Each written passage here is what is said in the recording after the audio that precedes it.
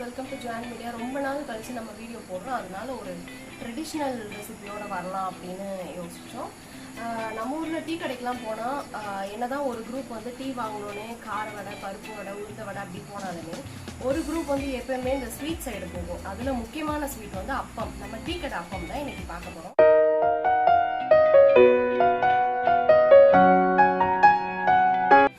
சிம்பிளான recipe.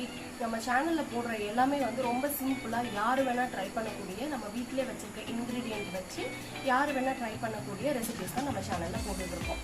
So மறக்காமல் நம்ம சேனல் வந்து சப்ஸ்கிரைப் பண்ணிடுங்க. நிறைய பேர் பார்க்குறீங்க, ஆனால் சப்ஸ்கிரைப் பண்ண மாட்டேங்கிறீங்க.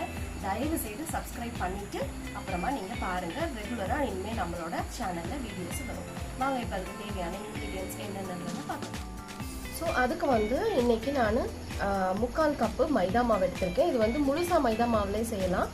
ஆனால் டீ கடையில் வந்து கோதுமை மாவு மைதா மாவு வந்து மிக்ஸ் பண்ணி தான் யூஸ்வலாக செய்கிறாங்க நிறையா டீ கடையில். அப்போது ரெண்டுமே சேர்த்தா தான் நமக்கு அந்த ஒரிஜினல் டேஸ்ட் வரும். ஸோ 3/4 கப்பு வந்து மைதா மாவு, ஒரு 1/4 கப் அளவு கோதுமை மாவு எடுத்திருக்கேன். அப்புறம் ஜீனி வந்து தேவையான அளவு எடுத்துக்கோங்க. நான் இன்றைக்கி 3/4 கப் எடுத்திருக்கேன். இந்த சின்னதில் இவ்வளோ எடுத்திருக்கேன். அதுக்கப்புறம் நாட்டு சக்கரை வந்து ஜஸ்ட் ஒரு டேஸ்ட்டுக்காகவும் கலருக்காகவும் நான் சும்மா கொஞ்சமாக எடுத்திருக்கேன். இது வந்து ஆப்ஷனல் தான், வேணும்னா எடுத்துக்கோங்க, இல்லைன்னா அதை ஸ்கிப் பண்ணிடலாம். அதுக்கப்புறம் ஏலக்காய் இருக்குல்ல, அந்த ஏலக்காய் விதையை வந்து நல்லா இந்த மாதிரி பொடி பண்ணி எடுத்திருக்கேன். அந்த ஏலக்காய் தோலை வேஸ்ட் பண்ணிட வேண்டாம், அது வந்து நம்ம டீக்கு யூஸ் பண்ணிக்கலாம். அதுக்கப்புறமா ஒரு பிஞ்ச் அளவுக்கு பேக்கிங் சோடா, அப்புறம் ஒரு பிஞ்சுக்கும் கொஞ்சம் கம்மியாக உப்பு, இது எடுத்துருக்கலாம். இதுதான் நம்மளோட இன்க்ரீடியன்ட்ஸ். வாங்க இதை எப்படி செய்யலான்றதை பார்த்துக்கலாம். ஸோ இப்போ நம்ம எடுத்து வச்சுருக்க எல்லா இன்க்ரீடியன்ட்ஸுமே இப்போ ஒரு மிக்சிங் பவுல் எடுத்துகிட்டு அதில் நம்ம இதை சேர்த்துக்கலாம். ஃபஸ்ட்டு மைதா மாவு சளிச்சு சேர்க்கணும்லாம் அவசியம் இல்லை, இது வந்து சும்மா நார்மலாக நம்ம செய்கிறது தான், அதனால் அப்படியே சேர்த்துக்கலாம். கோதுமை மாவு, சர்க்கரை, நாட்டு சர்க்கரை, ஏலக்காய் பொடி, உப்பு,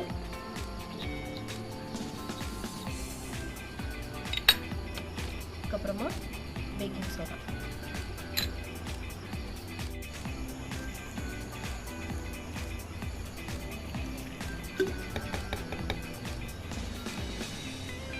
இப்போ இது வந்து கட்டிப்படாமல் நல்லா மிக்ஸ் பண்ணி எடுத்துக்கலாம். ஸோ இங்கே பாருங்கள் கன்சிஸ்டன்சி இந்த மாதிரி ரொம்ப தண்ணியாக இருக்கக்கூடாது, ரொம்ப கட்டியாகவும் இருக்கக்கூடாது. ஏன்னா மைதா மாவுனால ரொம்ப ஒரு மாதிரி பசை மாதிரி ஆயிடும். அதனால கொஞ்சம் இந்த மாதிரி வச்சிங்கன்னா எண்ணெய் நல்லா சூடாச்சுன்னா நமக்கு நல்லா அழகாக உப்பி வரும். ஸோ இப்போ நம்மளோட பேட்டர் வந்து இப்போ நல்லா தயாராக இருக்குது. பாருங்கள், நம்ம மாவு நல்லா ரெடியாக இருக்குது.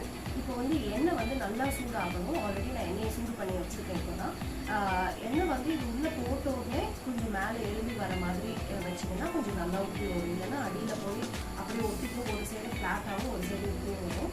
அது கொஞ்சம் ஃப்ளாட்டாக தான் ஒரு சைடு வரும். நம்ம வந்து அதை எப்படி போடணுமோ அந்த அதுக்கேற்ற அளவுக்கு நம்ம வந்து எண்ணெயை வந்து சூட் பண்ணிக்கலாம். வாங்க இப்போ பொரிச்சுக்கலாம். ஸோ இப்போ வந்து சும்மா ஒரு ட்ராப் வந்து இந்த மாதிரி விட்டு பார்க்கலாம்.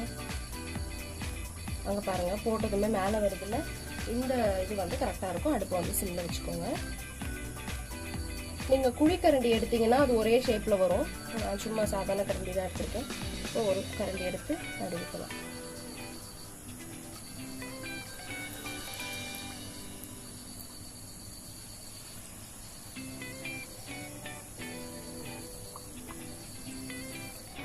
பாருங்கள், நல்லா ஒரு சைடு இதுவாகிடுச்சு. அடுத்த சைடு திருப்பி போட்டுலாம். பாருங்கள் எப்படி சூப்பராக நல்லா உப்பி வருது பாருங்கள். எல்லாத்தையும் அடுத்த சைடு திருப்பி போட்டுக்கலாம். அது எண்ணெய் வந்து நல்லா காஞ்சனால தான் உள்ளே போட்டதுமே அழகாக இப்படி உப்பி வந்துச்சு. இல்லைன்னா ஒரு சைடு ஃப்ளாட்டாகவும் ஒரு சைடு மட்டும் உப்பி வர மாதிரி இருக்கும். ஸோ அதுக்காக தான் இப்போ அடுத்த சைடும் நல்லா வெந்தோடனே நம்ம தனியாக எடுத்து வச்சுக்கலாம். பாருங்கள், சூப்பராக நல்ல கோல்டன் ப்ரௌன் ஆகிடுச்சு. நம்ம டீ கடையில் வாங்குவோம்ல அதே மாதிரி கலர் இருக்குது பாருங்கள். நல்லா உப்பி சூப்பராக வந்திருக்கு. இப்போ இதை நம்ம தனியாக மாற்றி வச்சுக்கலாம்.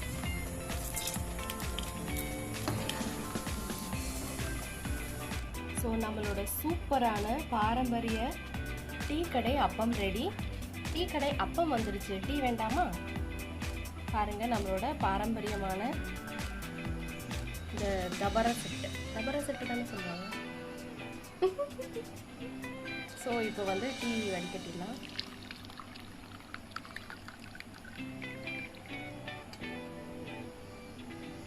நம்மளோட சூப்பரான டீயும் ரெடி, டீ கடை அப்பம் ரெடி. இப்போ நமக்கு டேஸ்ட் பண்ணலாம்.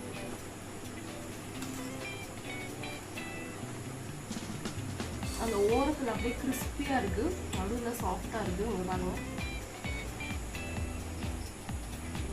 பார்க்கும்போதே தெரியும் உள்ள எவ்வளோ சாஃப்டாக இருக்குன்றது. சூப்பர். டீ வைக்கலாம்.